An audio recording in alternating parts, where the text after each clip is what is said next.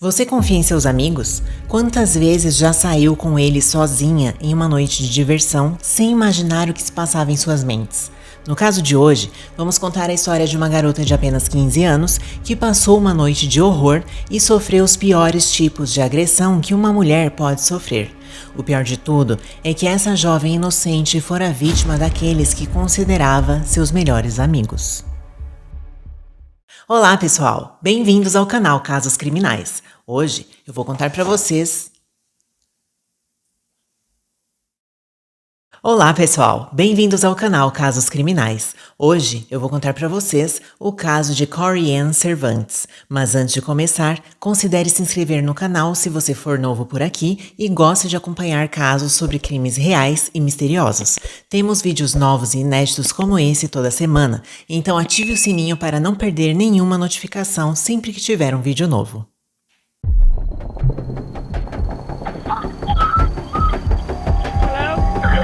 Corporate 911, you need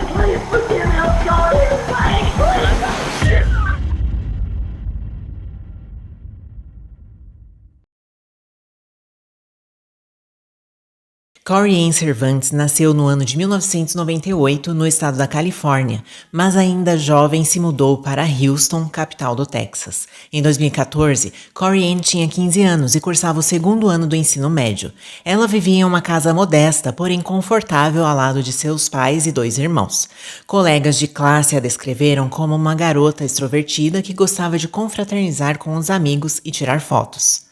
Sempre disposta a ajudar, Corey Ann fazia o possível para dizer uma palavra de conforto quando alguém estava triste ou dar um sorriso para animar o seu dia.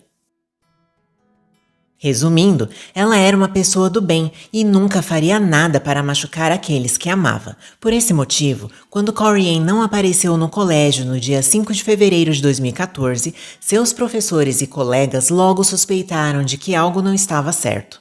A diretora da escola ligou para seus pais, que procuraram pela jovem em todos os lugares e ligaram para seus amigos mais próximos. No entanto, ninguém tinha notícias da adolescente e eles não conseguiram localizá-la. Preocupado, seu pai, Corey Cervantes, decidiu ir até a delegacia e prestar uma queixa de desaparecimento. Como de costume, no início, as autoridades não pareceram se importar muito com a situação. Jovens da idade de Corey Ann desaparecem quase todos os dias e reaparecem logo em seguida, depois de passarem a noite na casa de algum namorado. Entretanto, o pai da jovem sabia que algo terrível havia acontecido. Sua filha sempre foi uma garota responsável, jamais passaria a noite fora de casa sem comunicar seus pais para onde estava indo. Sempre que ia dormir na casa de alguma amiga, Corey Ann fazia questão de contar para a mãe quem era a colega e sempre voltava para casa cedo para não perder o horário de ir para a escola. Por esses motivos, a preocupação de seus pais só aumentava a cada minuto que eles passavam sem notícias da adolescente. Até que, 3 dias depois, em 8 de fevereiro, um morador de um pequeno complexo de apartamentos, localizado na região sudeste de Houston, fez uma descoberta horripilante. Segundo o testemunho desse morador, ele estava caminhando pelo edifício por volta das 4 horas da manhã, quando percebeu que um dos apartamentos que estavam vazios se encontrava com a porta entreaberta. Ele achou estranho, já que não havia ninguém morando naquele imóvel há algum tempo. Ao entrar pela porta, o homem esperava encontrar apenas algum morador de rua que havia invadido o local. No entanto, quando entrou em um dos quartos, ele se deparou com uma cena que jamais irá esquecer. Sobre uma cama velha, havia o corpo de uma mulher parcialmente nua da cintura para baixo. O cômodo estava coberto de manchas de sangue, vestígios do terrível ataque que deixou o cadáver da mulher totalmente desfigurado. O morador chamou a polícia e assim que os primeiros oficiais chegaram à cena do crime, perceberam se tratar de um ataque completamente brutal. A vítima havia sido severamente espancada com a tampa de um vaso sanitário. Seus olhos tinham sido arrancados com uma chave de fenda e ela havia sido empalada com um enorme varão de cortina. Em seu abdômen também fora encontrado um crucifixo invertido, o que levou as autoridades a acreditarem que se tratava de um ritual satânico. No local, local, não havia nenhum documento de identificação e a mulher estava desfigurada demais para ser reconhecida. Por esse motivo, seu corpo foi enviado para o Instituto Forense para que uma autópsia fosse realizada. Em seu relatório, o médico legista não especificou a causa da morte da vítima. Ela havia sofrido tantas lesões que se tornou impossível para o patologista determinar qual dos ferimentos foi responsável pelo óbito. Seus órgãos internos foram perfurados pelo empalamento e ela sofreu traumatismo craniano severo devido às pancadas que recebeu principalmente na região da face com a tampa do vaso sanitário. Também havia pelo menos 60 marcas de perfuração em seu corpo, que foram infligidas por um objeto perfurante, provavelmente a mesma chave de fenda usada para arrancar seus olhos. No pescoço da vítima havia ainda marcas de estrangulamento, porém o legista pôde garantir que, infelizmente, a mulher ainda estava viva quando sofreu todos os outros ferimentos. Para desespero da família Cervantes, um exame de DNA determinou que o corpo pertencia a Corey Ann, que tinha apenas 15 anos na época. Com a identidade da vítima, restava às autoridades descobrir quem seria capaz de cometer um crime tão bárbaro como esse. Diligências foram realizadas, onde os investigadores interrogaram familiares e amigos da adolescente para descobrir se alguém tinha informações que pudessem ajudar na identificação dos responsáveis pelo assassinato, já que a polícia trabalhava com a hipótese de que apenas uma pessoa não seria capaz de provocar tantos danos. Entretanto, a princípio, os detetives não estavam avançando na investigação e decidiram fazer um apelo na mídia para que qualquer pessoa com informações que pudessem ajudar na elucidação do caso se apresentasse.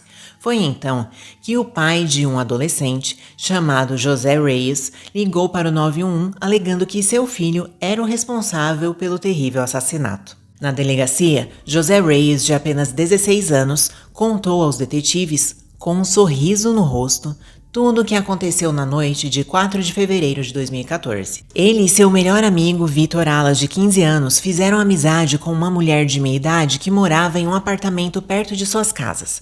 A mulher permitiu que Vitor, José e Corey Ann e vários outros amigos adolescentes fumassem maconha e bebessem em sua casa. Eles frequentavam o apartamento dela sempre que queriam um lugar com privacidade para relaxar e se divertir. E no fatídico dia não foi diferente, pelo menos não a princípio.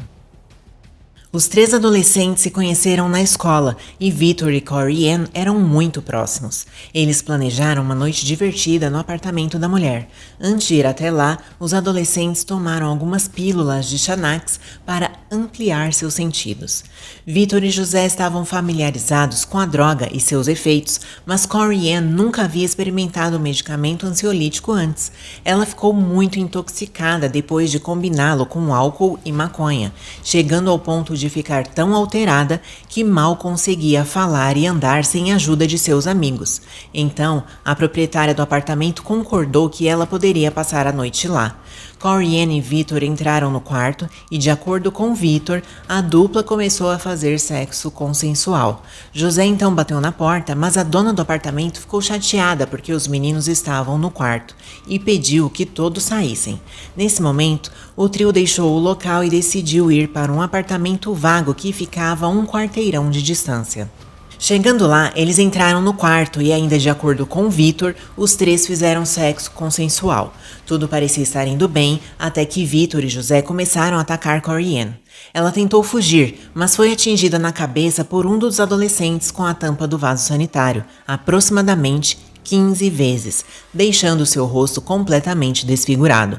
Em seguida, ela foi golpeada mais de 60 vezes com uma chave de fenda. Seus olhos foram arrancados e um gancho de metal foi alojado em uma das órbitas oculares.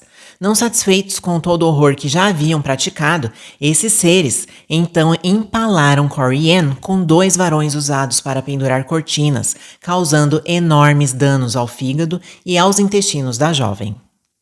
Como ato final de violência, uma cruz invertida foi esculpida em sua pele na altura do estômago. Porém, por algum motivo, mesmo depois de tanta tortura e sofrimento, a adolescente se recusava a morrer. Nesse momento, Vitor resolveu tirar o seu cinto e asfixiar Corey Ann até que ela parasse de respirar.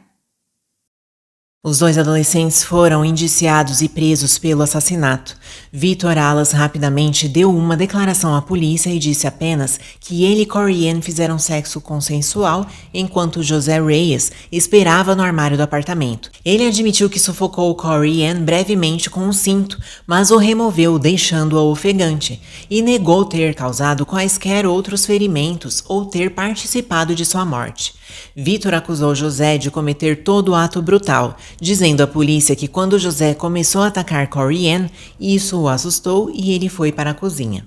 No entanto, Victor forneceu detalhes específicos de ferimentos que a polícia ainda não havia descoberto, como sufocá-la com o cinto e nomear os itens usados para empalá-la.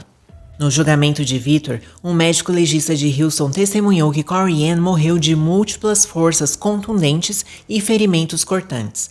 O detetive de homicídios responsável pelo caso testemunhou no julgamento que, em toda sua experiência, nunca tinha visto tantos ferimentos em uma única vítima, salientando o fato de que eles só poderiam ter sido infligidos por mais de uma pessoa.